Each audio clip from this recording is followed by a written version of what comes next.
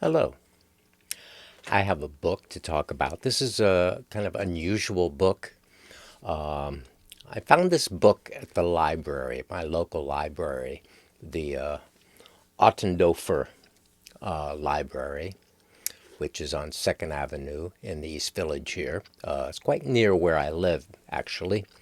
And it is my branch library, and this and another of it, two copies of it, were sitting on the shelf in a little rack that sort of, shows the book. And so I wondered what it was, and also had a little one sheet that described the book with the picture on it, and kind of glossy. So it was, okay, somebody's gone to some sort of extent here to, make a product that is attractive, and apparently somebody at the library thought I should read it, and the thing, it was in that library because it has to do with that library. The library is a location, one of the main locations of the novel. It's written by a Christian monk, Christian Much. It's called Going Home and Far Away.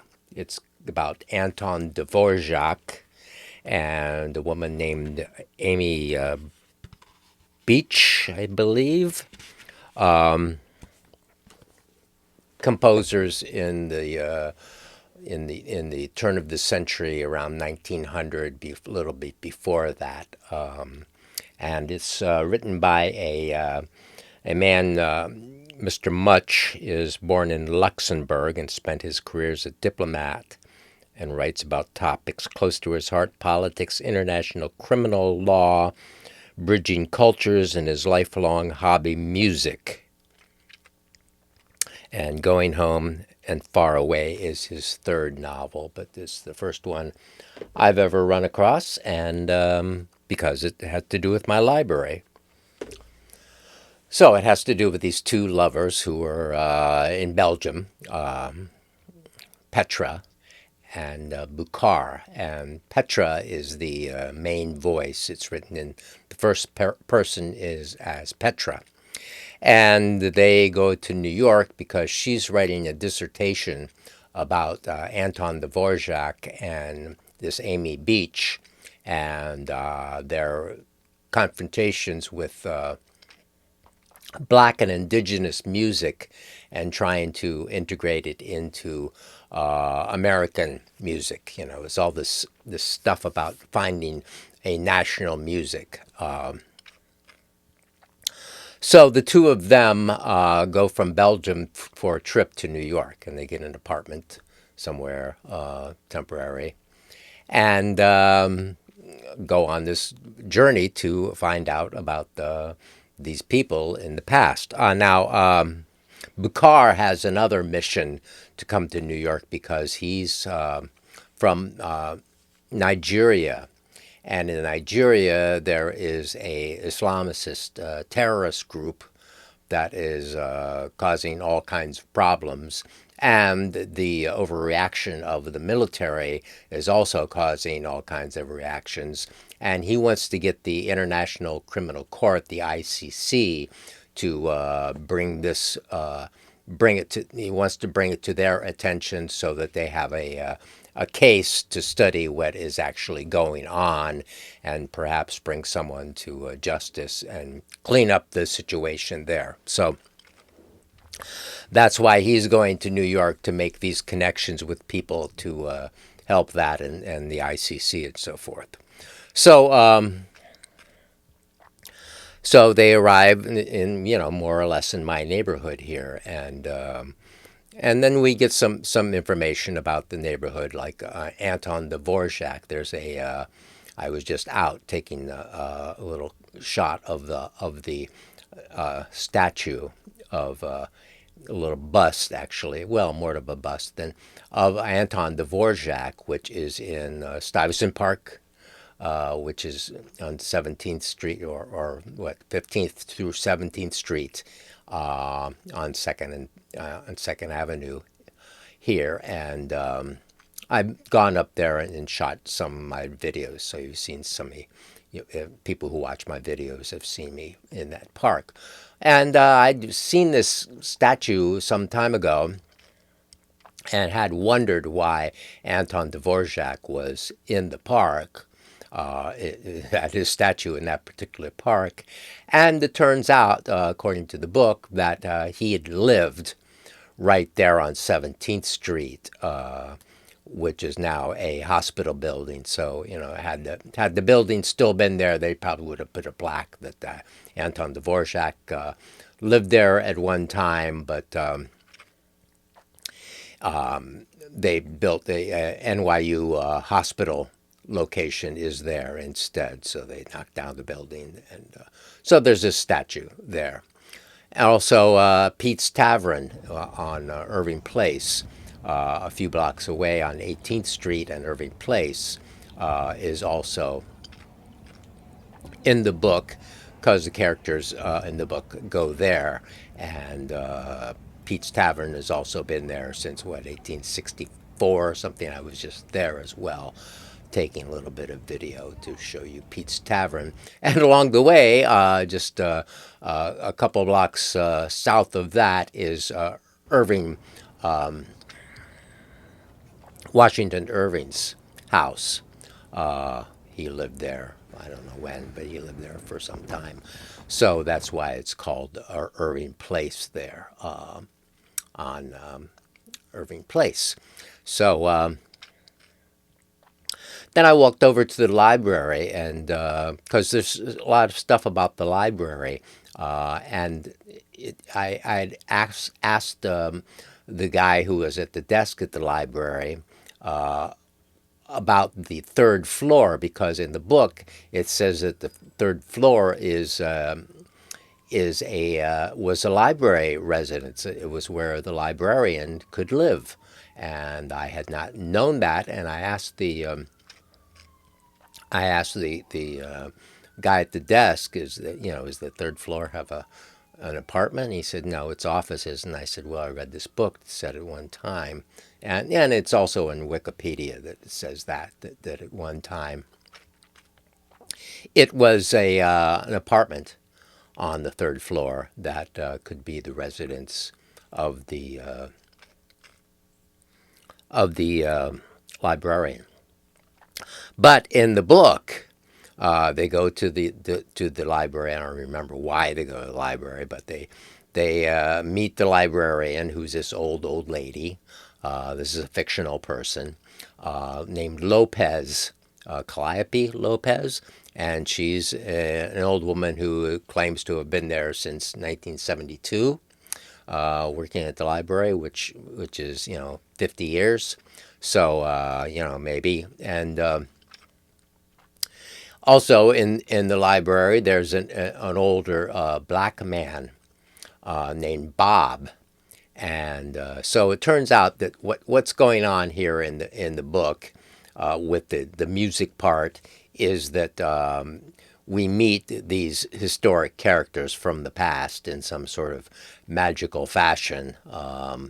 This thing, I had a little bit of struggle with this book, at least, the first half of it. I was like, I'm not really interested in classical music, but it looked like nobody was reading the book, and I wanted to read it, and it had something to do with the library. Ultimately, I'm glad I read it, because it was quite interesting about the library and some things about the neighborhood. And the fact that these people lived there.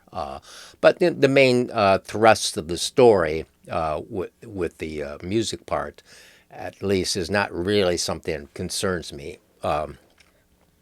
It has to do with Anton Dvořák, from a Czech composer, coming to New York to work at a New York conservatory or someplace, and he's going to set about finding or establishing the national music of America, which is kind of a strange concept anyway. It might be more of a European concept, like what is a national music, national style of music, and it goes through a lot of chatter about all that. I mean, a lot of the text of the book is about these kinds of discussions, and in Irv, while these two characters are at the library talking to this Lopez woman, they meet these two people in the library, these two elderly, kind of odd people, one with a man and a woman, a man with a big beard, and a woman wearing sort of, kind of old-fashioned clothes, I guess. And they're called Amy and Tony. So we are to, they are actually Anton Dvořák and this Amy Beach person who are now, in 2022. So some sort of magic has brought them back to interact with the characters of this book. So there's a lot of discussion about music and putting black music into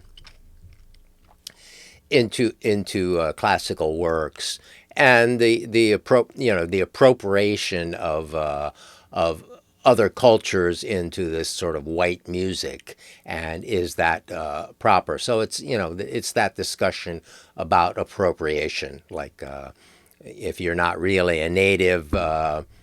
Do you have any right to deal with this native music or something? And so that's what a lot of it is about. Not, and this other guy, Bob, is we're told he's the survivor of he's Buddy Powell, who was a jazz musician, pianist, who had drug addiction problems, and the bebop era with Charlie Parker and Dizzy Gillespie and those people. So he enters into the story as well, and into this stuff about the music and so forth. And at one point they go up to Harlem to a club that used to be a music club, and he plays a little bit on the piano. So there's that. Now the other story about the stuff going on in Nigeria is actually it's a little bit more of a plot and more of a story than the other, because this guy Bakar is trying to get this case before the ICC. So in order to make that happen, he gets the help of the Lopez, the librarian, to write articles for a local newspaper. The New York Daily is what it's called, which doesn't exist. And so these articles are run in the newspaper. But as he's trying to bring this before the ICC, there is another woman named June, who is working for a NCO NGO, non-government organization, that is about like healing and like good vibes and meditation or something. And so she seems kind of like a CIA agent or something like that. Ultimately, I'm not going to really give that much about the plot because I don't know. So she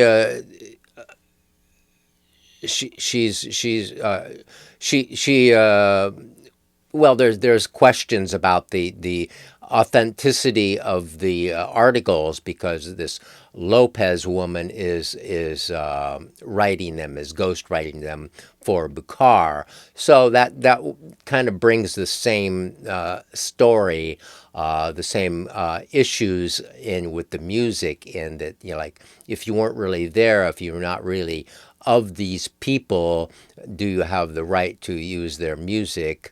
And if you're not really there and don't really know the story of what's gone on in Nigeria, do you have the right to write these articles authoritatively about it? And so her work is called into question in a big sort of kind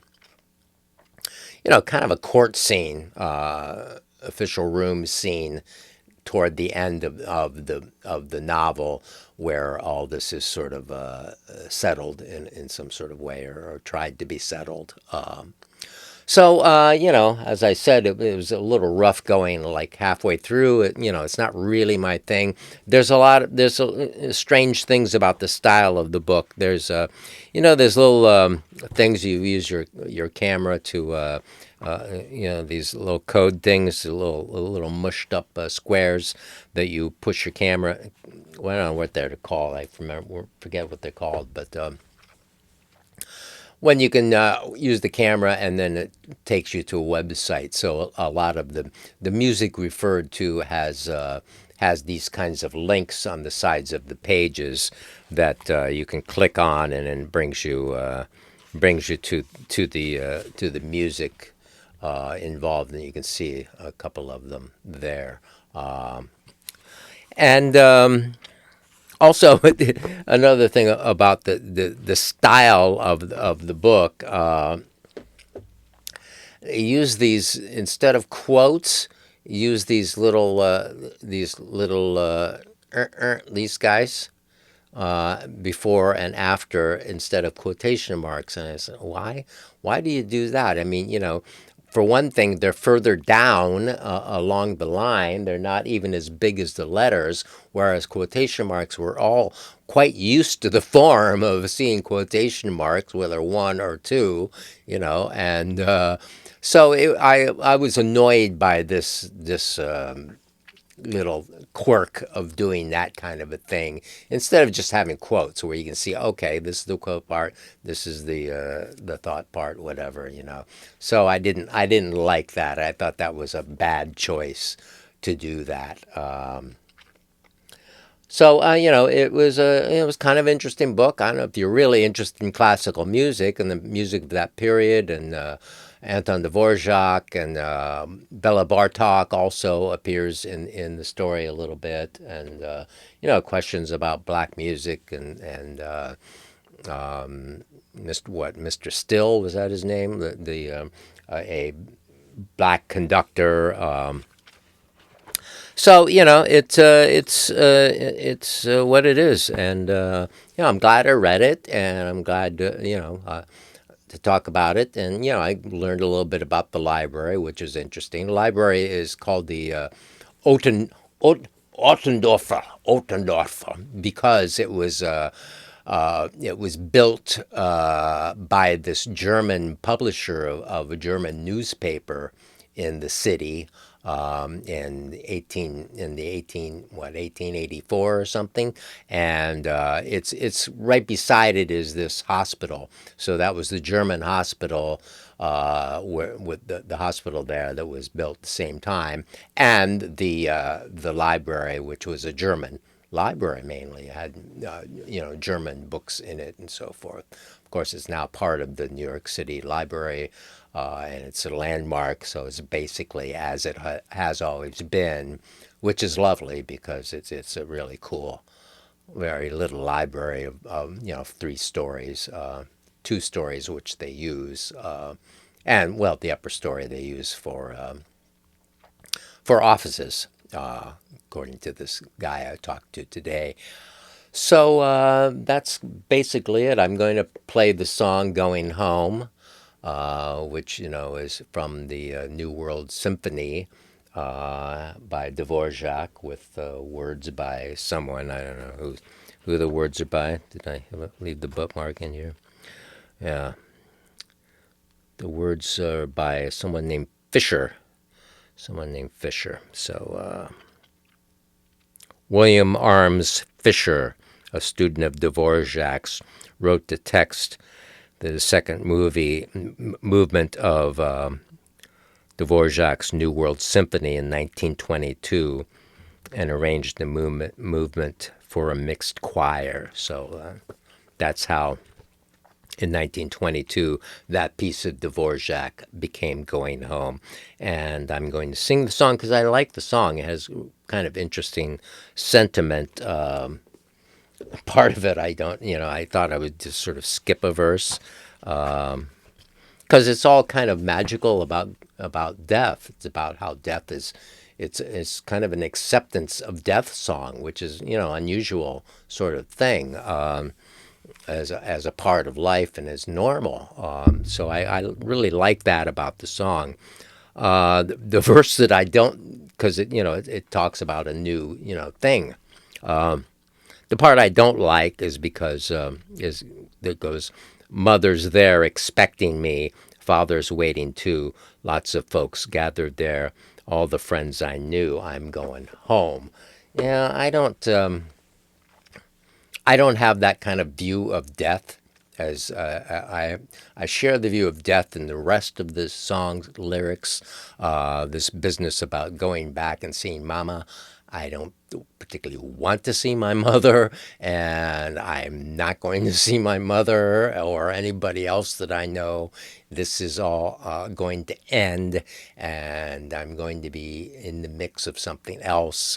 And, I don't think I'm going to be me anymore. And that's going to be a relief, like, no more work, no more stress, as it says in the song. And, that's the part I'm kind of looking forward to myself. So that's my little talk about Going Home and Far Away by Christian Much. And I don't know if it's available near you, or you want to read it, but there you go. I'll talk to you next time. I think the next book I'm going to talk about is also located in a library. So we'll see you then. Going home, going home, I'm going home. Quiet like some still day, I'm going home. It's not far, just close by, through an open door. Work all done, cares laid by, gonna fear no more, gonna fear no more.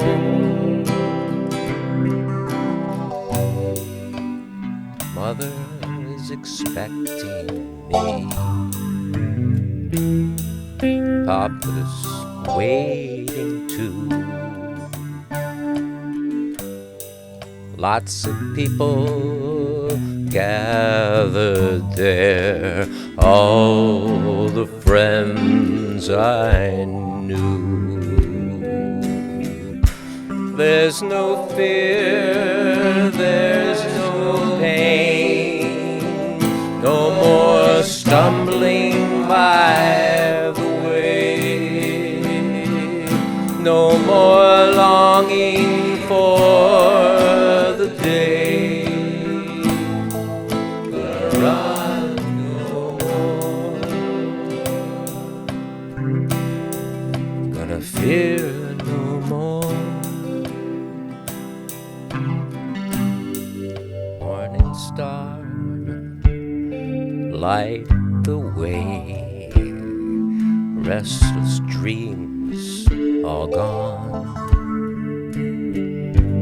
shadows gone, break of day, till life has begun. There's no break, there's no end, just living on, wide awake with a smile, going on and on, going on.